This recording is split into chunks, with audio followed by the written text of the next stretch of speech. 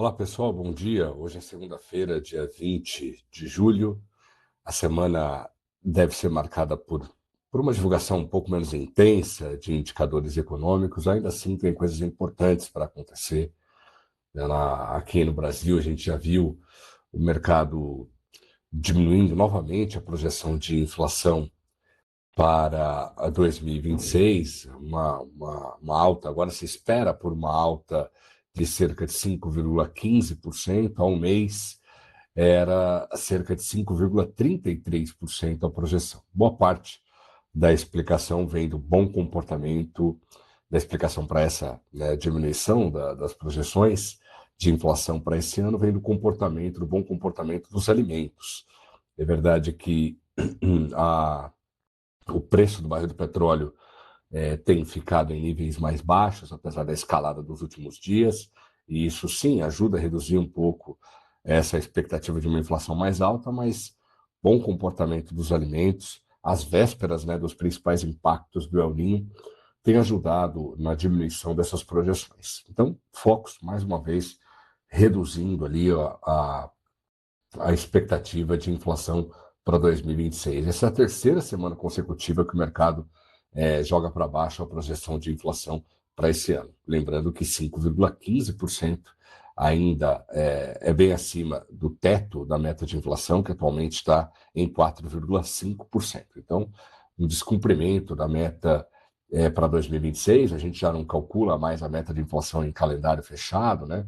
Mas ainda assim encerraríamos, se essas projeções estiverem corretas, o ano com uma inflação acima do teto da meta.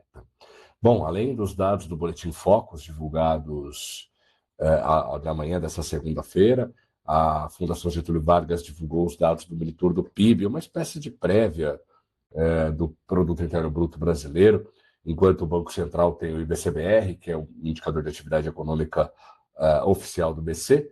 A AGV também faz um levantamento semelhante, e, segundo a Fundação Getúlio Vargas, a economia brasileira teria crescido cerca de 0,7% na passagem de abril para maio. Um crescimento interessante, importante, haja vista que em abril os dados haviam mostrado, né, uma perda de ritmo interessante em comparação ao mês de março.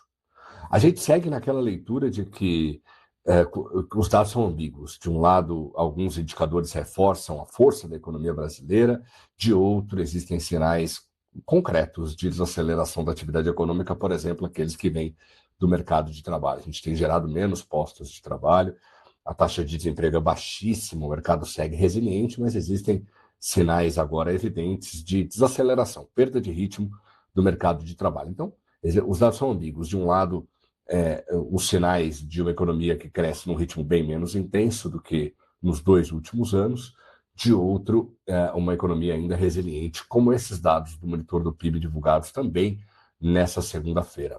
Além desses dados de Brasil, a gente teve manutenção da taxa de juros lá na China, a gente tem a expectativa de manutenção da taxa de juros pelo Banco Central Europeu nesta semana.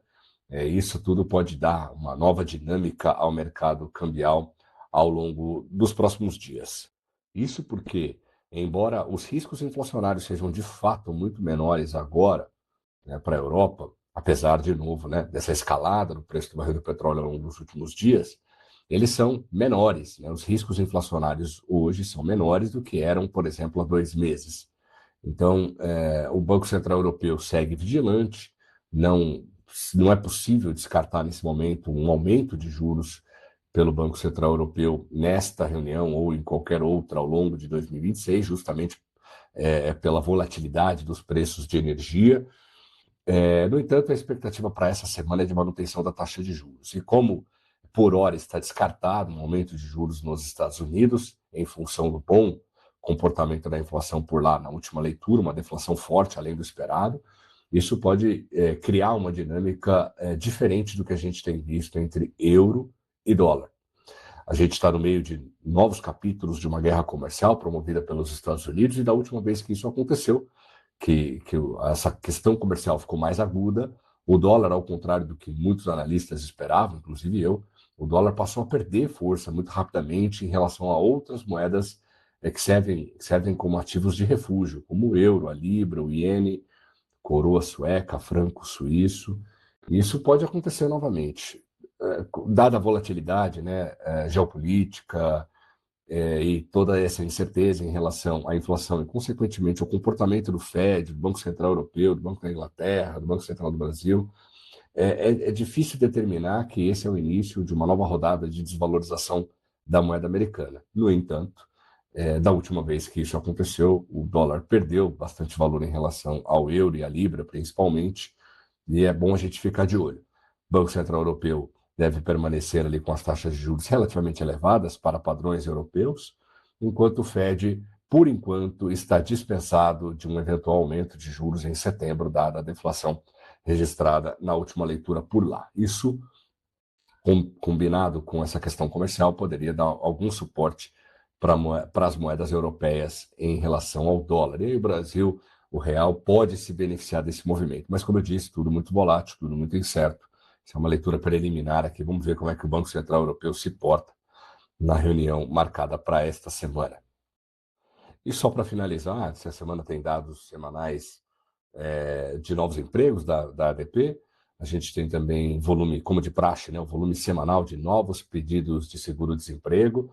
A economia americana segue forte, muita incerteza também em relação a isso. Os dados às vezes são ambíguos, mas nas últimas semanas, nos últimos meses, na verdade, a economia americana mostra um sinal de força maior do que o que a gente tem visto ao longo dos últimos meses. E é exemplo do que aconteceu no ano passado.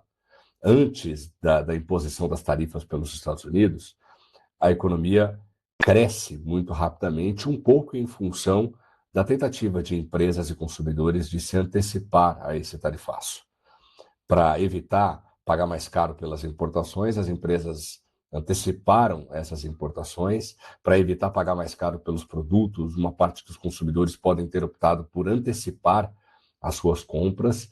Então, isso tudo tem sido refletido através dos indicadores econômicos lá dos Estados Unidos, que se mostram muito mais fortes nas últimas leituras. Então, por isso a incerteza.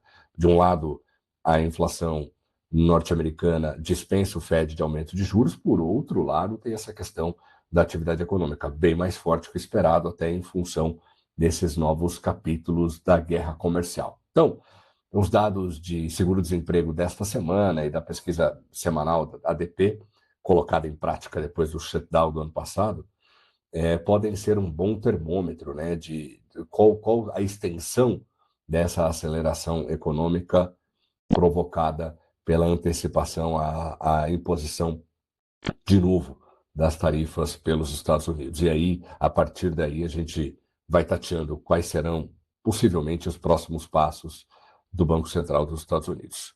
No mais, volto para falar com vocês ao longo da semana. Uma excelente segunda-feira, uma excelente semana.